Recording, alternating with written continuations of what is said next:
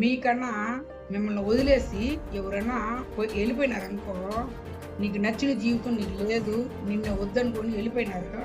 అప్పుడు ఏమవుతుందంటే, వాళ్ళ కోసం నువ్వు కూర్చొని బాధపడడం, ఏడుస్తూ ఉండడం ఇవంతా చేయకూడదు.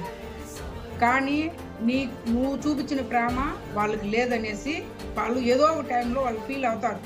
ఆ ఫీల్ అయ్యేటట్టుగా నువ్వు నడుచుకో.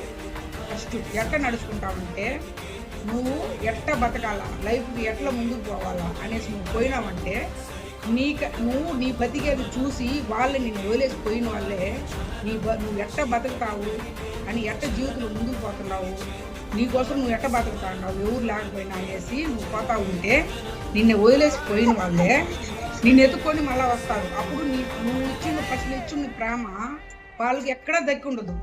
దానివల్ల నువ్వు నిజాయితీగా నువ్వు ఇదిగా ఉంటే, నిజాయితీ అనేది నీ దగ్గర ఉంటే నిన్ను వెతుక్కొని వస్తారు. వదిలేసి పోయిన వాళ్ళు వెతుక్కొని వస్తారు.